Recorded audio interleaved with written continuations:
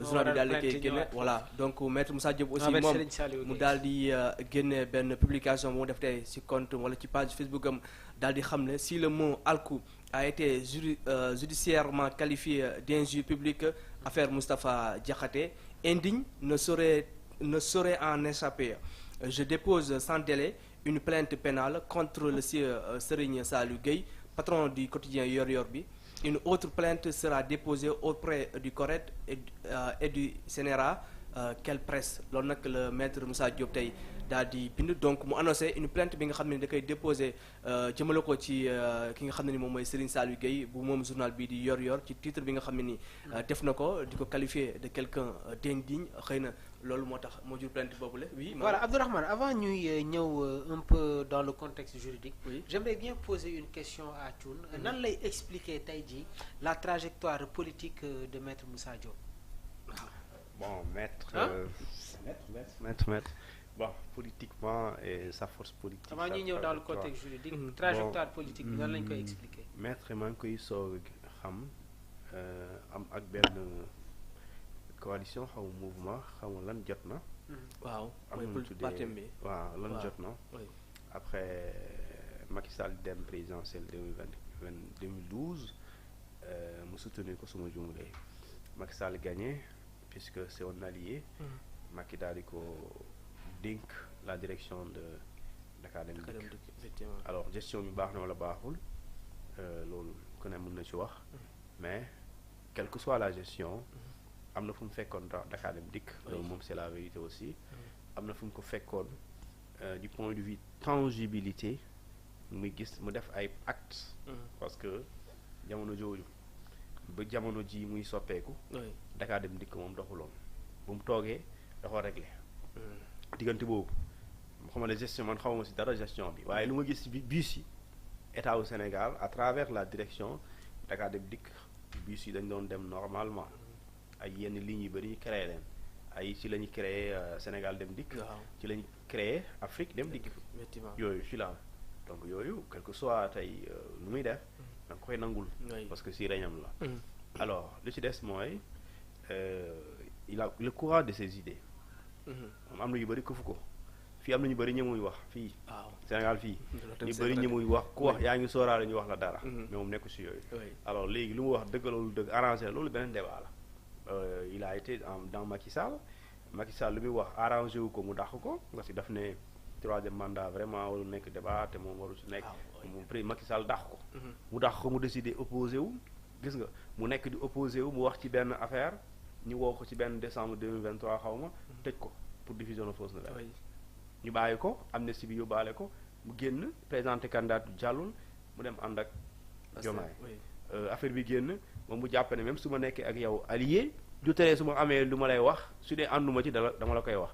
mu wax ko gis nga plus tard mu génn nga xam ne kii moom bokkatul vraiment ci coalition Diomaye. léegi nag loolu ça c'est un homme politique. D'accord. Il a le droit de choisir son chemin. D'accord, sa trajectoire et de se dessiner un avenir politique. Maintenant da ciy génn wala du ci génn loolu beneen débat la. léegi nag par rapport ak force politique moom day gis ne il ne pèse pas beaucoup. Pour ne pas dire il ne pèse rien. En termes de représentativité populaire. En termes de représentativité, moi je connais pas un élu qui est de son parti. Waxuma amul, mais je connais pas. Effectivement. D'accord, je connais pas des jeunes qui sont très actifs.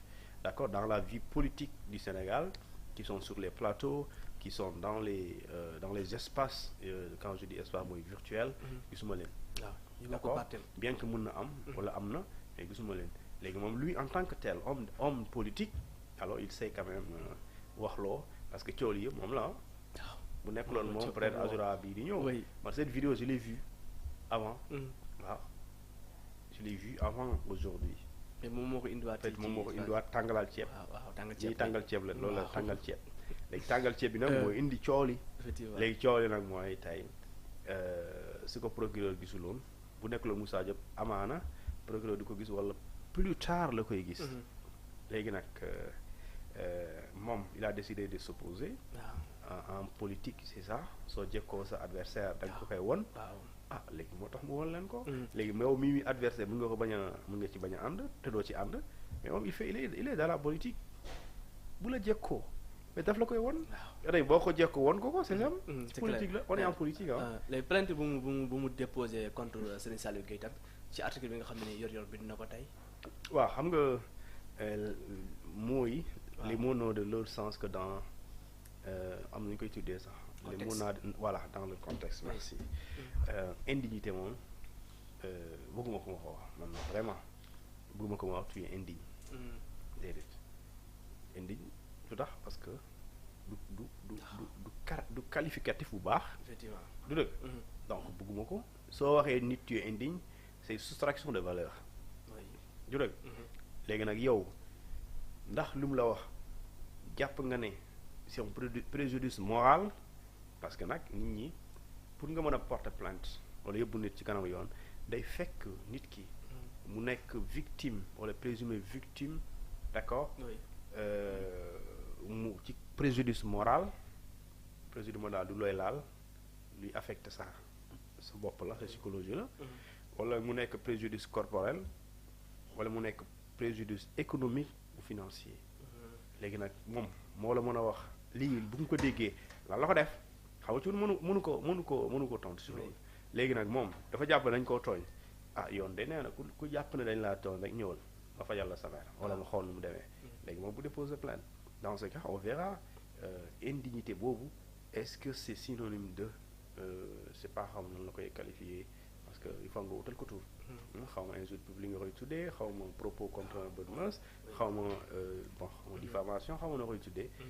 loolu su boobaa le procureur moom dina instruire mbir mi wala cybercriminalité dina instruire mbir mi. li nga xam daal mooy le rôle d'un journaliste ce n'est pas de porter le combat d'un parti politique ou bien de porter le combat d'une coalition. Le journaliste n'est pas dans le militantisme. Il est dans la défense de la vérité et de la justice. Peu importe warul féetee ay jël ay camp wala muy jël ay combat jàmbur déedéet wala un combat par procuration. Non, c'est pas son rôle. C'est pas le rôle d'un journaliste. Le combat par procuration n'est pas le rôle d'un journaliste. Le rôle d'un journaliste c'est de dire la vérité, ne pas déformer les faits, d'accord, wax dëgg donte dañ lay rey. bañ a porter benn combat. Waaw, c'est ça. Tey le journaliste qui décide d'être un bon journaliste c'est celui qui a décidé de dire la vérité. C'est clair.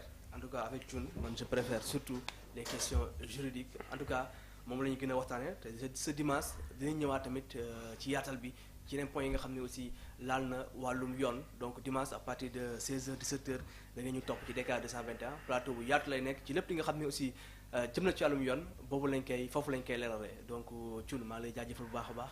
Merci ba dimanche inchallah. Merci à Mamour. Merci beaucoup Thioune Mamour maa ngi lay jaajëfal yow it ci gunge bi ñu gunge ci waxtaan bi. merci beaucoup Abdourahmane merci beaucoup à l'éminent juriste. comme ni ma koy waxee saa su nekk Thioune di jaajëfal bu baax tamit le professeur Abdoulaye Mbow moom mi assuré woon la première partie.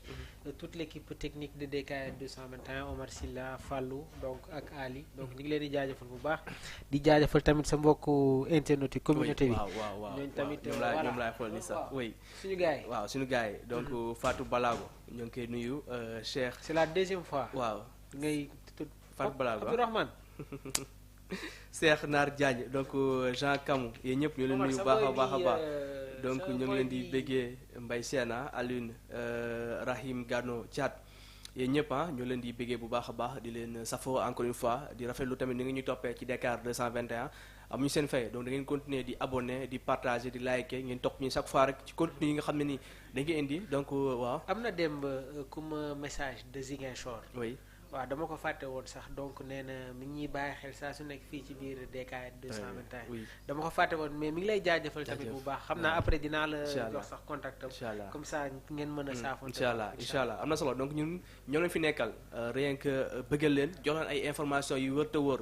donc tey à partir de 20h di ngeen am ki nga xam ne nii moom mooy Serigne Mbacké Ndiaye dina fi ñëw seen beneen émission waaw ancien ministre moom dina fi ñëw tey pour beneen émission face à l'actu donc Thioromane la ci àndal donc loolu aussi bu leen ko tardé. loolu il faut que internautes yi xaar bu leen ko tardé donc émission bu neex a neex la beaucoup de révélations am na lu bëri li nga xam ne ñëw na relation ak Ousmane Sonko donc relation bi nga xam ne ni am na ci wàllum lien parental moom ak Ousmane Sonko ñëw na tamit sur la gestion bu pouvoir bi waaw loolu tamit waaw les ministres ñëw na ci lu bëri ci lu bëri affaire Azoura Fall ñëw na tamit ci ay révélations yu bëri donc da ngeen xaar tey à partir de 20h donc émission bu doy waar la te bu leen ko kenn nettali bu leen ko tardé donc da ngeen di taal seen connexion rek dugg Dakar 221 à partir de 20h di nga am Serigne Mbacké Ndiaye maa ngi remercier Omar bu baax a baax mu nekkoon ci partie technique bi donc Omar borom rukk bi moom bokkul ak borom ñaari kër yi donc borom ñaari kër yi moom des fois day kii. professeur moom moo koy kii des fois rek.